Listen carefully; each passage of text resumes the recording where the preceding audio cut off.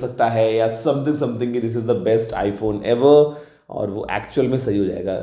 The best iPhone ever with USB-C port. तो यहाँ पे दोस्तों ये चीज़ भी होने वाली है। ऐसा नहीं करेगा एप्पल कि केवल EU के अंदर USB-C पोर्ट दे और बाकी सब एरियाज में लाइटनिंग।